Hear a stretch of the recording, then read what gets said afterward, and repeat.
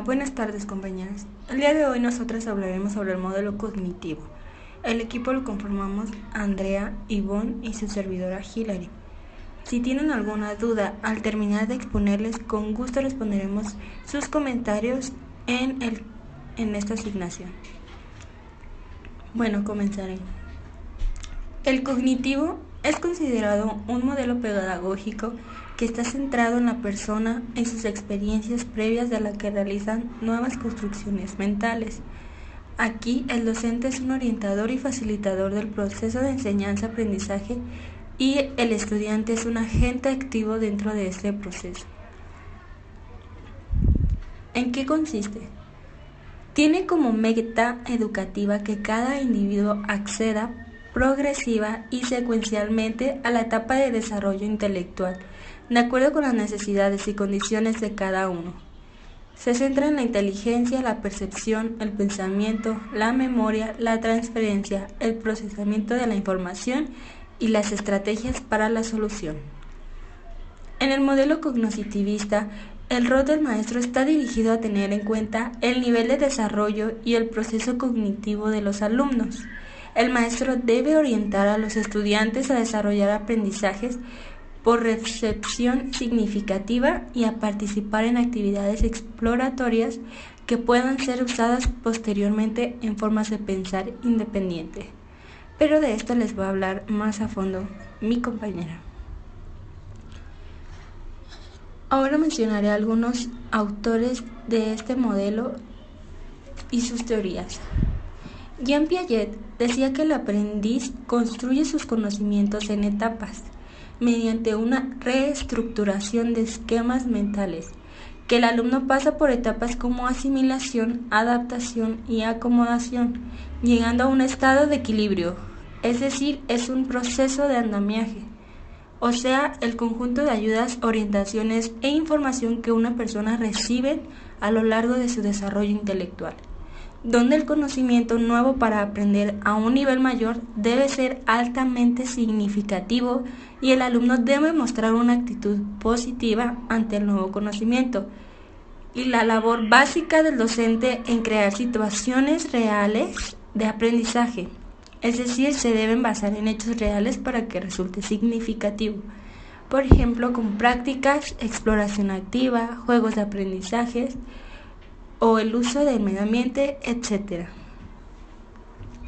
Vygotsky, en cambio, enfatiza la influencia de los contextos sociales y culturales en la apropiación del conocimiento y pone gran énfasis en el rol activo del maestro, mientras que las actividades mentales de los estudiantes se desarrollan naturalmente a través de varias rutas de descubrimientos. La construcción de significados, los instrumentos para el desarrollo cognitivo y la zona de desarrollo próximo. Cada estudiante es capaz de aprender una serie de aspectos que tienen que ver con su nivel de desarrollo, pero existen otros fuera de su alcance que pueden ser asimilados con ayuda de un adulto o de iguales más aventajados.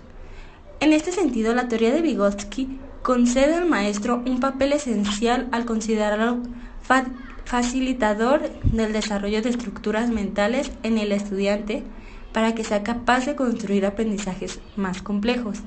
La interacción entre los estudiantes y los adultos se produce a través del lenguaje, decía Vygotsky, por lo que verbalizar los pensamientos lleva a reorganizar las ideas, lo que facilita el desarrollo y hace que sea necesario propiciar interacciones en el aula cada vez más ricas, estimulantes y saludables.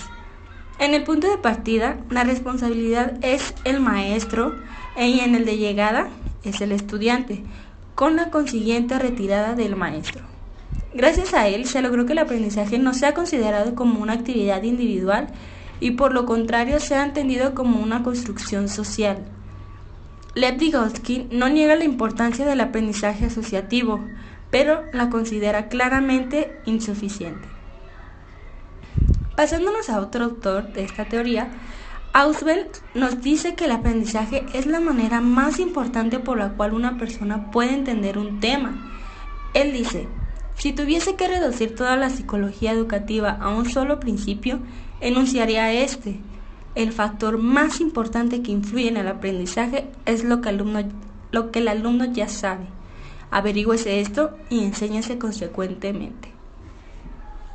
David Ausubel mencionaba también que el conocimiento que el estudiante posee en su estructura cognitiva relacionada con el tema del estudio es el factor más importante para que el aprendizaje del alumno sea óptimo. Otro factor importante que decía Ausubel son los conocimientos espontáneos, ya que estos pueden determinar el éxito o fracaso en el aprendizaje. Se entiende por aprendizaje significativo a la incorporación de la nueva información a la estructura cognitiva del individuo.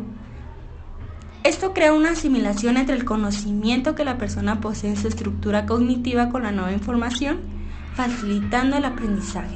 Hablar de aprendizaje significativo equivale ante todo a poner de relieve el proceso de construcción de significados como elemento central del proceso de enseñanza y aprendizaje.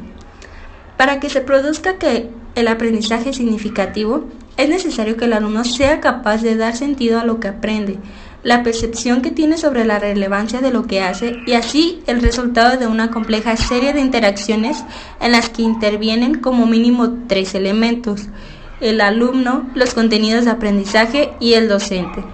Todos ellos ligados por estrategias de aprendizaje que permitan el proceso de construcción que brinda a los alumnos la posibilidad de desarrollar las habilidades que lo llevarán a aprender.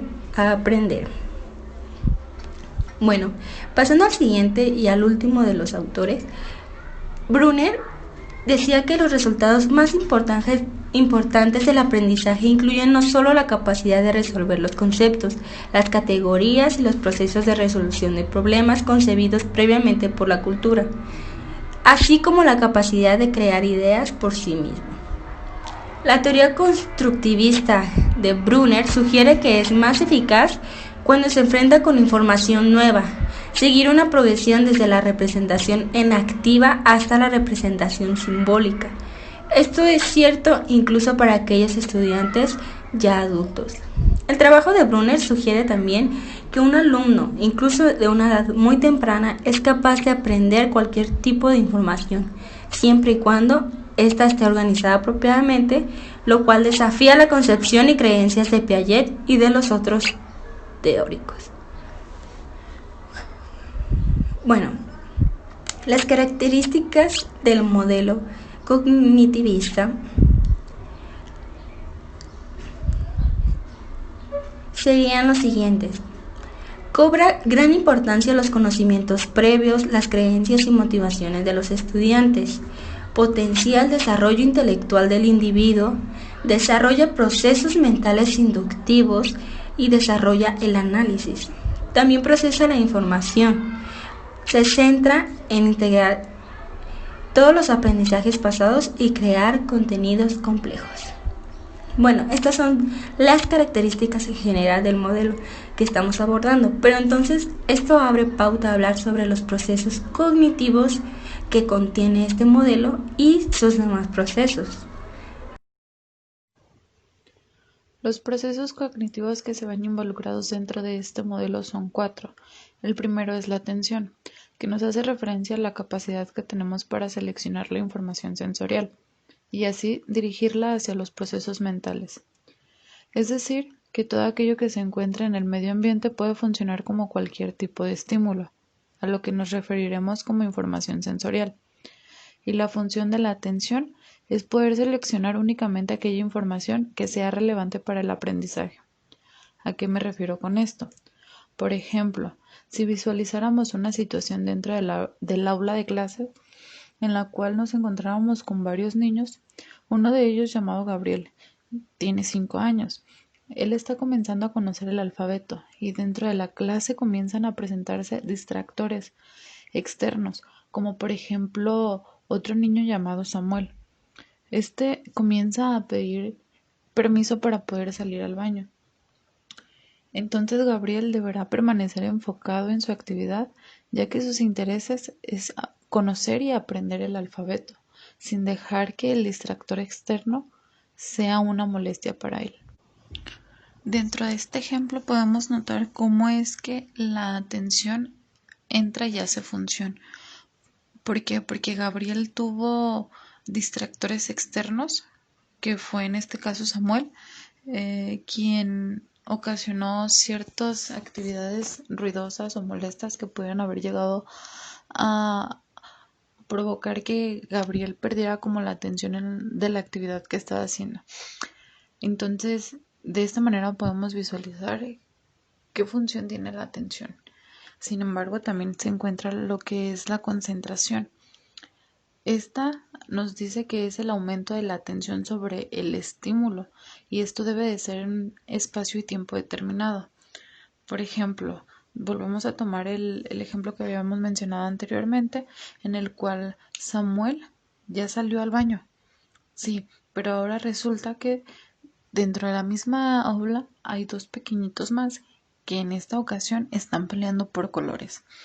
La situación se sale de control porque uno comienza a llorar, pero llora súper fuerte. Entonces resulta que los compañeros voltean, ven la situación y se involucran en esta escena, ¿no? Unos empiezan a correr, otros empiezan a brincar, otros empiezan a gritar, pero sin embargo Gabriel no pierde como esa concentración que tenía y continúa con sus actividades acerca del alfabeto. Aquí podemos notar que la concentración se da porque esta atención que tenía Gabriel hacia la actividad que estaba realizando la sigue desarrollando aún a pesar de las circunstancias en las que se encuentra, en donde está una aula que pareciera que en lugar de ser aula es un puesto de tianguis, no sé, en donde hay como bastantes factores o estímulos externos que pudieran llegar a provocar que Gabriel perdiera esa atención, en este caso esa concentración que ha desarrollado. Otro de los procesos cognitivos es la sensación, que es el efecto inmediato de los estímulos en el organismo, es decir, que tiene que ver con procesos fisiológicos. En otras palabras, es el impacto que tienen los estímulos externos y o internos dentro del organismo. Como lo mencionaba anteriormente, el ejemplo que planteábamos en el caso de Gabriel, aquí podemos notar que Gabriel estuvo expuesto como a varios estímulos, entonces, pues es precisamente eso, como un estímulo, ya sea interno o sea externo, en este caso los estímulos que estaba recibiendo Gabriel eran externos, podían afectar o no a su actividad, a su concentración, a su atención, a los demás procesos cognitivos que ya habíamos mencionado. Sin embargo, el hecho de que estos estímulos no fueran relevantes para Gabriel fueron los que ocasionaron que pues precisamente él no tuviera como una respuesta hacia estos estímulos externos. Por último, el último proceso cognitivo que toma en cuenta este modelo es la memoria, tanto a corto como mediano y largo plazo. Esto puesto que la memoria nos permite traer el pasado al presente, dándole significado y posibilitando la trascendencia de una experiencia actual, pero también creando expectativas para el futuro. El docente tiene varias funciones. Dentro de ellas se encuentra organizar y desarrollar experiencias didácticas que éstas favorezcan el aprendizaje del alumno, pero también tiene la responsabilidad de promover estrategias motivadoras que sean a través de la experimentación para que éstas den lugar a un aprendizaje significativo. Así como también el docente deberá ser el encargado de proporcionar la retroalimentación necesaria a los estudiantes respecto a cada uno de sus trabajos y el desarrollo de los conocimientos que hubo. Es importante resaltar que el docente aquí como tal no funge como una personalidad autoritaria, sino que se convierte como en el guía de los alumnos, de los estudiantes, para que ellos puedan crear su propio conocimiento. El docente es quien proporciona y facilita como todas las herramientas necesarias para que entonces el alumno pueda empezar a experimentar, a conocer y sobre todo a crear ese conocimiento significativo y no nada más estar proporcionando como información, sí, porque sí, entiendan o no entiendan los alumnos. No, la intención es que el docente facilite las herramientas necesarias para que ellos solitos vayan creando como este conocimiento, pero sin embargo el docente debe de estar ahí presente para estarlos guiando, para no llegar como de manera instructiva, donde dice tú tienes que hacer esto, esto y esto, porque sí, sino que les proporciona lo necesario para que cada uno vaya experimentando y vaya investigando e indagando las propias soluciones y conocimientos que pudiera llegar a obtener. Esas son como las funciones principales del docente en cuanto a este modelo. Por otro lado, también están las funciones que debe de tener un alumno o un estudiante. Pues en este caso, el alumno debe de ser activo, debe de estar como en su propio proceso de aprendizaje, como lo mencionaba, debe de ser él mismo quien empiece a indagar, a investigar cada cosa que le interese. Es por eso que el maestro debe proporcionar como estrategias motivadoras para que los mismos alumnos vayan generando sus propios conocimientos, pero que sin embargo sean conocimientos que tengan un significado para ellos y que los lleve a querer seguir investigando e indagando. Por eso se considera que el aprendizaje debe de ser independiente en cada uno de los alumnos. Esto va a ser a lo largo de su vida. Es decir, no todos los alumnos van a aprender lo mismo, ni muchísimo menos lo van a aprender al mismo tiempo.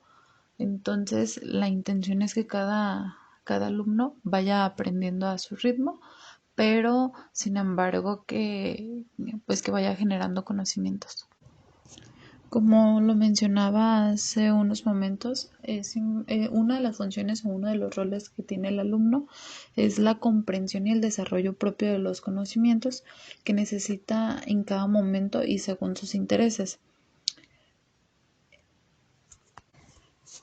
Es él el que debe aprender, interesarse, construir su conocimiento y relacionarlo con lo que busca de sí mismo. La relación que existe entre el maestro y el alumno es, pues el maestro es el facilitador y el guía del alumno, y el alumno es el protagonista del aprendizaje, como ya lo habíamos mencionado anteriormente. Las competencias que se desea desarrollar en cada uno de los alumnos, aun cuando ya hemos mencionado que no se pretende que cada alumno aprenda a la misma velocidad, ni muchísimo menos que vayan al parejo, por el simple hecho de que cada quien debe de construir su propio aprendizaje. Hay tres competencias que se desea desarrollar en cada uno. La primera es que sea crítico, la segunda es que sea constructivo y la tercera es que sea creador. Estas tres características se pretende desarrollar con este modelo en cada uno de los alumnos. Dándole seguimiento al tema que les acaba de compartir mi compañera Ivonne, yo les voy a hablar de lo que es el contenido. ¿Pero qué es el contenido? El contenido es aquella información que presenta una obra, argumento, publicación, etc. Y en este caso los contenidos están compuestos por distintos datos y temas. En el modelo cognitivista se plantea que dichos datos y temas por adiestrar deben de ser acordes con los niveles de desarrollo de los alumnos. Para determinar el contenido correcto es necesario plantearse algunos cuestionamientos para ayudar a delimitar la intencionalidad. En esta parte nosotros generamos lo que fueron 3 preguntas para dar un fácil entendimiento de lo que es este subtema. La primera que planteamos fue ¿a quién está dirigido? La segunda es cuál es el propósito central y la tercera qué impacto tendrá en el ámbito personal y profesional del estudiante, ya que con estas cuestiones podemos saber a cuál nivel estudiantil es canalizado el contenido y a su vez adecuarlo a las competencias y habilidades que ya tiene o debería de tener el alumnado, porque no es lo mismo ponerles alguna actividad a alumnos de kinder que a un estudiante universitario. También el conocer la finalidad central hace que podamos utilizar lecturas, actividades y ejemplos para que los alumnos comprendan el tema y a su vez el impacto que se deja en cómo esa enseñanza les ayudaría en su vida personal y educativa. El siguiente subtema habla de la enseñanza. ¿Qué y cuándo enseñar? La enseñanza implica la interacción de tres elementos: el profesor, docente o maestro, el alumno o estudiante y el objeto de conocimiento. Para que los estudiantes tengan la oportunidad de desarrollar un aprendizaje significativo, aplicable dentro de un contexto determinado, es necesario que el contenido educativo esté planeado para la construcción y consolidación de diferentes dimensiones del saber: saber conocer, saber hacer y saber ser. El primero es saber conocer, que es esa parte cognitiva encargada de los conocimientos que el alumno adquiere en toda su formación. Por ejemplo, los tipos y partes de las plantas, los huesos del cuerpo, las capitales de los estados y países, etc. Saber hacer es el segundo, ya que es la parte de la aplicación. Esta se encarga de la práctica en la que el alumno realiza una vez tenga lo cognitivo, o sea, lo que anterior estábamos hablando. Y en ejemplos podemos hablar de las destrezas, estrategias, procedimientos, métodos, técnicas, elaboración de mapas mentales, etc. Y por último tenemos el saber ser, que es la parte de las emociones, encargada del desarrollo humano que el alumno adquiere durante su formación. Y entre los ejemplos que podríamos destacar sería la curiosidad, la responsabilidad, los valores éticos y morales, la seguridad en sí mismo o la falta de ella, etc. El siguiente subtema es la evaluación. ¿Cómo se evalúa una perspectiva cognitivista? La evaluación bien sabemos que es un proceso donde se evalúa prácticamente todo, lo que es el aprendizaje, la enseñanza, acción del docente, el contexto físico y educativo, entre otras. La evaluación permite al docente considerar los aspectos cognitivos y efectivos que los estudiantes utilizan durante el proceso de construcción de los aprendizajes.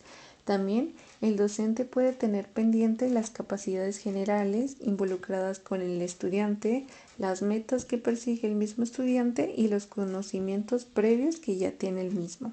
Entonces, los logros de aprendizaje se consideran más que nada como desarrollos graduales de habilidades cognitivas y por ello se requiere que la evaluación ofrezca información útil acerca del cambio en la organización y la estructura del conocimiento, sobre todo explicitada en descripciones de lo que el alumno utiliza para tener éxito en el dominio de conocimientos que está aprendiendo.